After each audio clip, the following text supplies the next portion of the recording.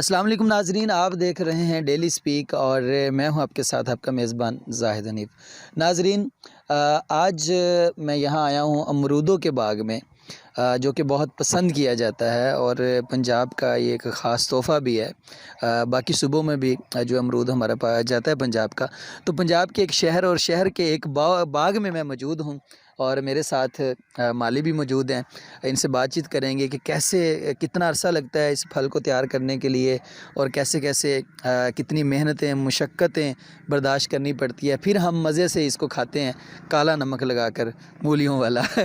تو جی ناظرین، ابھی ہم بڑھتے ہیں ان کی جانب، تو ساتھ ساتھ ہی ہمیں کچھ بتائیں گے بھی۔ جی السلام علیکم۔ وعلیکم السلام جی۔ جی تہاڈا نام جی؟ محمد ندیم قاسمی۔ اچھا ندیم قاسمی صاحب، تسی مالی ہوئے تھے؟ ہاں جی، اچھا جی، کنے عرصے تو جے تھے؟ تیسرا سال ہو گیا۔ اچھا تیسرا سال ہو گیا۔ اچھا جدوں مطلب بوٹا لگدا ہے ہاں جی، ਇਹਦਾ ਅਮਰੂਦ ਦਾ، ہاں جی، ਉਸ ਤੋਂ ਲੈ ਕੇ ਤੇ ਜਦੋਂ ਤੱਕ ਫਲ ਤਿਆਰ ਹੁੰਦਾ ਹੈ ਕਿੰਨਾ ਟਾਈਮ ਲੱਗਦਾ ਹੈ?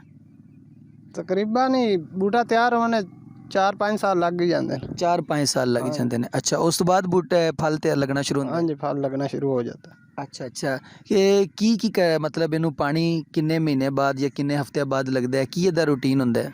ਪਾਣੀ ਤਾਂ ਹਫ਼ਤੇ ਬਾਅਦ ਹੀ ਲੱਗਦਾ ਹੈ ਜੀ। ਅੱਛਾ, ਹਰ ਹਫ਼ਤੇ ਬਾਅਦ ਜਾਂ 15 ਦਿਨ ਬਾਅਦ? ਹਫ਼ਤੇ ਬਾਅਦ ਜੀ। ਅੱਛਾ, ਪਾਣੀ ਲੱਗਦਾ ਹੈ। ਹਾਂ ਜੀ, ਤੇ ਜਿਹੜੀ ਖਾਦਾਂ ਨੇ ਉਹ ਤਾਂ ਫਿਰ ਜਦੋਂ ਮਾਲ ਲੱਗਣਾ ਸ਼ੁਰੂ ਹੁੰਦਾ ਉਦੋਂ ਹੀ ਪਾਉਂਦੀਆਂ ਨੇ। ਕਿ ਅਮਰੂਦ ਦੇ ਫਲ ਵਿੱਚ ਖਾਸ ਇੱਕ ਜਿਹੜਾ ਮਸਲਾ ਹੈ ਕਿ ਕੀੜਾ ਲੱਗ ਜਾਂਦਾ ਹੈ, ਹਾਂ ਜੀ, ਤੇ ਫਿਰ ਜਿਹੜੇ ਮਾਲੀ ਹੁੰਦਾ ਹੈ ਜਾਂ ਠੇਕੇਦਾਰ ਹੁੰਦਾ ਹੈ ਉਹਨੂੰ ਬੜਾ ਨੁਕਸਾਨ ਹੁੰਦਾ ਹੈ। ਕੀੜੇ ਦੀ ਰੋਕਥਾਮ ਵਾਸਤੇ ਤੁਸੀਂ ਕੀ ਕਰਦੇ ਹੋ? ਅਸੀਂ ਸਪਰੇਅ ਕਰ ਰਹੇ ਹਾਂ ਜੀ। ਇਸ ਤੋਂ ਇਲਾਵਾ ਬਸ ਸਪਰੇਅ ਹੀ ਹੈ ਜੀ। ਸਪਰੇਅ? ਅੱਛਾ, ਕੀੜਾ ਲੱਗਣ ਦੀ ਵਜ੍ਹਾ ਕੀ ਹੁੰਦੀ ਹੈ? ਇਹ ਛੋਟੀ ਜਿਹੀ ਮੱਖੀ ਹੈ ਜੀ। ਅੱਛਾ, ਮੱਖੀ ਹੈ। ਹਾਂ ਜੀ, ਮੱਖੀ। ਅੱਛਾ, ਹਾਂ ਜੀ, ਤੇ ਉਹਦੀ ਵਜ੍ਹਾ ਤੋਂ ਕੀੜਾ ਲੱਗ ਜਾਂਦਾ? ਹਾਂ ਜੀ, ਉਹ ਡੰਗ ਮਾਰਦਾ ਜਦੋਂ ਪੱਕਦਾ ਉਦੋਂ ਕੀੜਾ ਪਾਇਆ ਜਾਂਦਾ, ਕੱਚੇ 'ਚ ਨਹੀਂ ਪਾਉਂਦਾ ਜੀ। ਅੱਛਾ ਅੱਛਾ, ਪੱਕੇ ਨੂੰ ਕੀੜਾ ਪੈਂਦਾ, ਕੱਚੇ ਨਹੀਂ ਪੈਂਦਾ। ਅੱਛਾ ਅੱਛਾ ਗਰਮੀਆਂ 'ਚ ਪਾਉਂਦਾ, ਸਿਆਲੇ ਨਹੀਂ ਪਾਉਂਦਾ ਜੀ। ਅੱਛਾ, ਅਮਰੂਦ ਦਾ ਸੀਜ਼ਨ ਕਿਹੜੇ ਮਹੀਨੇ ਤੋਂ ਕਿਹੜੇ ਮਹੀਨੇ ਤੱਕ ਹੁੰਦਾ ਹੈ? ਇਹ ਤਕਰੀਬਨ ਉਦੋਂ ਚੌਥੇ ਮਹੀਨੇ ਚੱਲ ਪਾਉਂਦਾ ਹੈ। ਅੱਛਾ 2-3 ਮਹੀਨਾ ਚੱਲਦਾ ਗਰਮੀ ਵਾਲਾ, ਉਸ ਤੋਂ ਬਾਅਦ ਫਿਰ ਸਰਦੀ ਵਾਲਾ ਆ ਜਾਂਦਾ। ਬੂਟਾ ਤਾਂ 2 ਮਣ ਹੀ ਚਾ ਲੈਂਦਾ, 3 ਵੀ ਚਾ ਲੈਂਦਾ, 10 ਕਿਲੋ ਹੀ ਚਾ ਲੈਂਦਾ, 5 ਕਿਲੋ ਹੀ ਚਾ ਲੈਂਦਾ। ਨਹੀਂ, ਜ਼ਿਆਦਾ ਪੈਦਾਵਾਰ ਕਿਸ ਤਰ੍ਹਾਂ ਬਣਾਈ ਜਾ ਸਕਦੀ ਹੈ? ਕੀ ਮਤਲਬ ਉਹਦੇ ਖਾਦਾਂ ਦਾ ਸਹੀ ਟਾਈਮ ਤੇ ਇਸਤੇਮਾਲ, ਹਾਂਜੀ, ਪਾਣੀ ਦਾ ਸਹੀ ਟਾਈਮ ਤੇ ਇਸਤੇਮਾਲ, ਇਸ ਵਜ੍ਹਾ ਤੋਂ ਪੈਦਾਵਾਰ ਵਧਦੀ?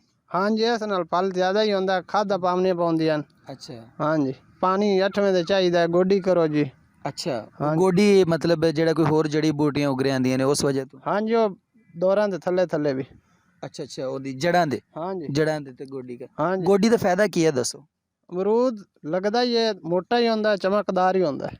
ਅੱਛਾ ਹਾਂਜੀ, ਅੱਛਾ, ਬਾਜ਼ ਮਤਲਬ ਟੱਕ ਲਾ ਦਿੰਦੇ ਨੇ, ਉਹ ਟੱਕ ਦਾ ਕੀ ਫਾਇਦਾ ਹੁੰਦਾ ਹੈ ਦਰਖਤ ਨੂੰ, ਉਹਦੇ ਟਹਿਣੀਆਂ ਨੂੰ? ਉਹ ਸਿਰਫ ਜੰਮੂਆਂ ਨੂੰ ਲਾਉਂਦੇ ਨੇ, ਜੋ ਜੰਮੂ ਫਿਰ ਵਾਹਵਾ ਲੱਗਦੇ ਨੇ।